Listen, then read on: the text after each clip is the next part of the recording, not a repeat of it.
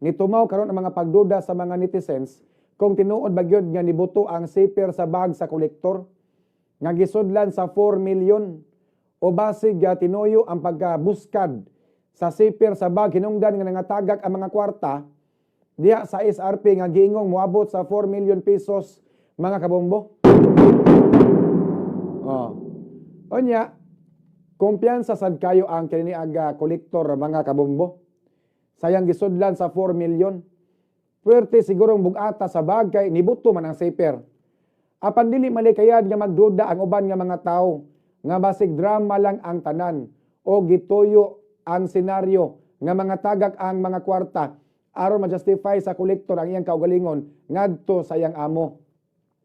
Nakahinumdom noon ko sa balita sa una nga dunay kolektor nga nagpatulis-tulis, nagpatulis sa iyang amigo. Tulis mi ang nahitabo. Gidrama ang tanan, gidrama ang tulis, gitulis kuno siya. Unya ang tinuod nga istorya, drama ra ang tanan aron sila makakwarta sa iyang amigo nga mao'y nagtulis-tulis mga kabombo. Hinuon wala tan na masangil. Ang ubang netizens wa pud na masangil nga gikuhaan sa kolektor ang kwarta o gipalabas nga nangatagak ang kwarta sa SRP aron duna siya ikarason sa iyang amo o dili siya masakpan. Apan gusto lang ang katawhan nga masiguro gyud nga awa to tuyua. Wala toy mga sabotahe nga nahitabo.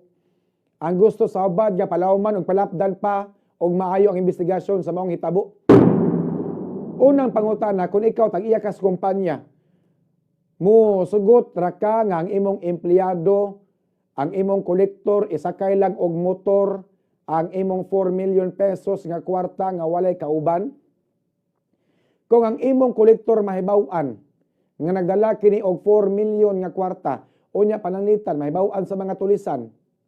Sayon ra kayo nga tulison, unya mabutang pud sa peligro ang kinabuhi sa kolektor, gidada kag 4 million diha, unya nga motor-motor kadi ikaw ra usa. Ikaduhang pangutana, nganong dili man sigurado ang kolektor kung pilay sulod sa bag? Sa diyang gipangutana sa reporter kung pilay sulod sa iyang gidala nga bag. Ang iyang tubag 3 million ngadto sa 4 million. 3 million ngadto sa 4 million. So meaning wala siya siguro kung pilay kantidad sa iyang gidala nga kwarta. Kolektor ka unya wala ka masayod kung pilay imong gidala nga kwarta. Ikatulo nga pangutana, ningon ang kolektor nga 15 ka bandol nga kwarta iyang gidala. Kung 15 ka bandol, dili to moabot og 4 million ang kwarta. Nara to sa mga 1.5 million. Unya napay tag 500 pesos, tag 100 pesos, o tag 50 pesos nga kwarta. Mong magkapaduda kayo kung nakaabot ba to siya og 4 million mga kabombo?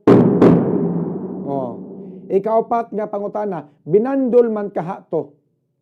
Binandol man kahato nga mga kwarta, ngano nagkatag man to sa kalsada sa SRP? Gibandol man kahato, wala di ay to higti og lastiko. Kung ang kwarta higta na nimo og lastiko, dili na magkatag inikatagak. Apan ang nahitabo, mura man tog wala higti og lastiko ang mga kwarta, hinungdan nga nagpasad, nagkatag sa dalan sa SRP. Mas maayo man god nga higtan og lastiko ang kwarta, kay dali ra ang pag-ihap mga kabombo. Kay kung higtan tog lastiko, yan nahog siya sa bag, di magligid-ligid to dito magkatag dito siya mapalid sa hangin. Kung ako'y magdala og 4 million, ako dyan na ibutang sa akong atubangan ang bag. Kadako ana nga kantidad unya, kumpiyansa naman kayo ning tawhana. Unta tanan nga anggulo tan-awon sa mga sakop sa kapulisan nga nag-imbestigar niini. Matod pa sa hepe sa Mamaling Police Station nga ako na interview nga si Police Major Jonathan Tanillo nga kapin sa 1 million. Kapin pa sa 1 million ka pesos ang nangawala nga kwarta human nangatagak ang kwarta sa SRP. Grabiha no? 1 million kapin ang kwarta nga wala pa ma-recover. Kadako anang kwarta ha? Kato nagpasad sa SRP.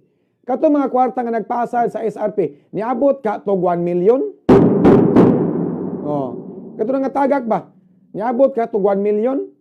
Katong nakapunit og kwarta sa SRP nga wala pa makauli. Iuli na ninyo kay di lalim. dili lalim nga usigon ka sa imong konsensya.